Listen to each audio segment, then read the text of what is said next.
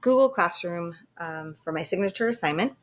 I created a unit for my AP seminar class that I will teach for the first time in just a couple of weeks. Google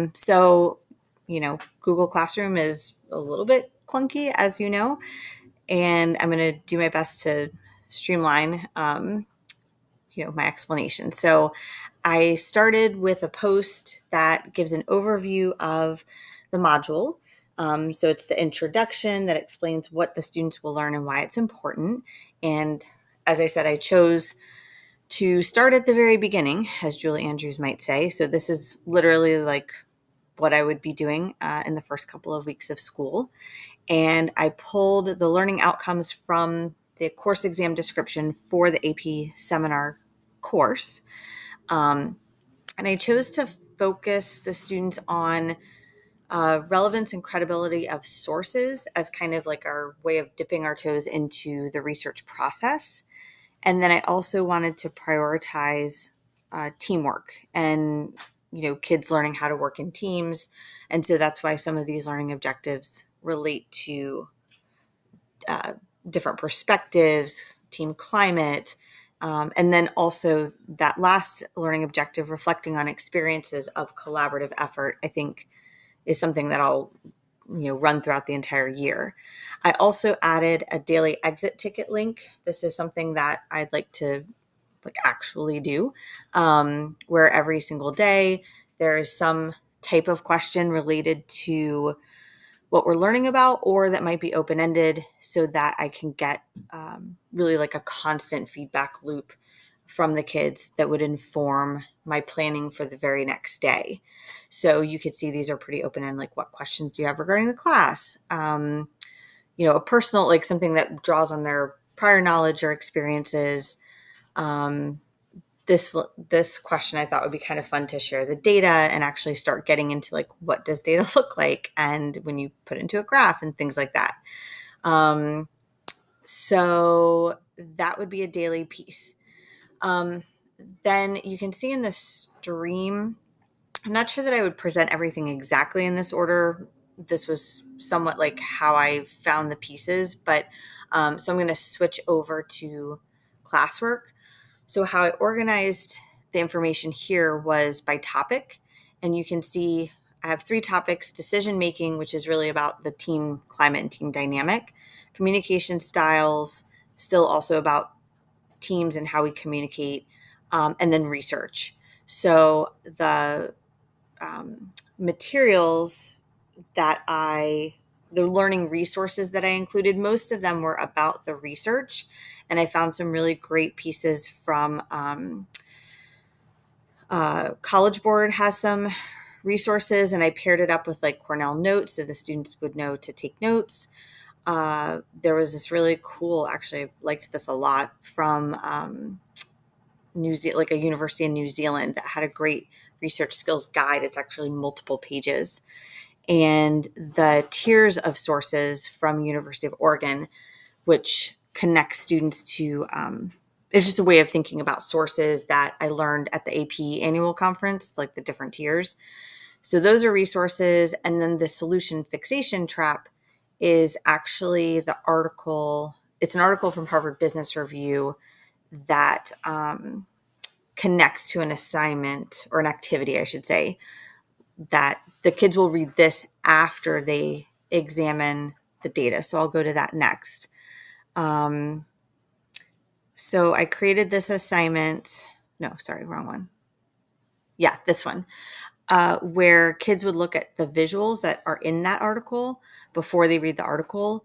And it talks about like how teams make decisions, and the, let's see, where do I go?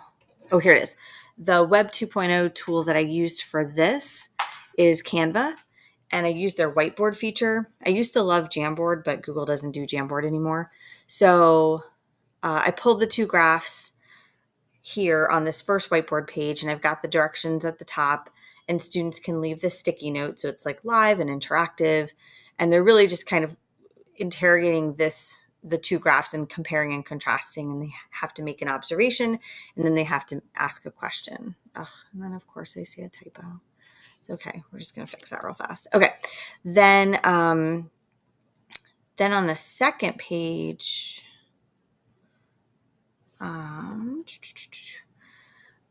this is another visual, it was really one graph, but I kind of cropped it into the two, where students can more easily compare, like, this is what high performing teams look like and low performing. Same questions. They're examining it, like leaving the sticky note comments.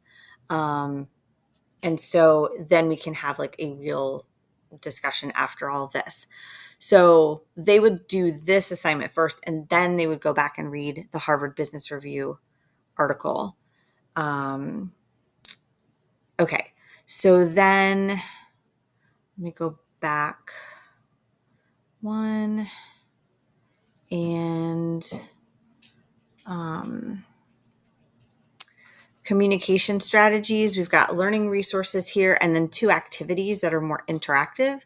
So on this one, they would be looking at examples, talking about like whether those examples would fit into these categories of passive aggressive, and assertive. Because I think that's something really accessible for kids to just start talking about how we communicate. And then for fun, again, trying to like connect the learning with something real and relevant. Then we would use Padlet. That was the other Web 2.0 tool, where kids would actually post their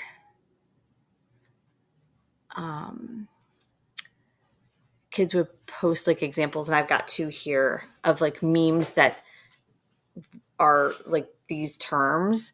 And so, what's a meme that would be considered passive? And because I think a lot of these communication styles are visual, right? You have to see people's faces. And so I thought the meme challenge would be a good one. Also, I realized that I don't know if you could see this before. So just really quickly, here's the whiteboard from Canva that I created. I'm not sure if it was sharing that tab. So anyway, here's that. All right. So I think, and then the final piece. So again, in these categories, that's where I put my learning resources, my Web 2.0 tools, and the formative assessments would be also those activities, right? Like that's how I would determine where kids are in this process. And the final piece would be the summative assessment. And so for that, I have the learning outcomes, again, because I started with that backward design, provide some context, like this is what we've been learning about. And then the guiding question, how do we evaluate and determine what constitutes a credible tier 1 and tier 2 source of evidence? Because I want kids to actually engage in the research process a little bit, be thinking about evidence. Again, this is all connected to those outcomes. And so teams would actually work on answering that question together, put together a presentation, and complete an individual reflection. So basically a mini version of what they're going to need to do as an assessment later that is submitted to the College Board, but also something that's research that will help them with their research. So very meta. So that is my Google Classroom. That is the learning progression, and hopefully I've explained that clearly enough. I've really, really enjoyed being in this class, so I hope that that this was clear, and I hope that we get to work together again. Thanks so much. Bye.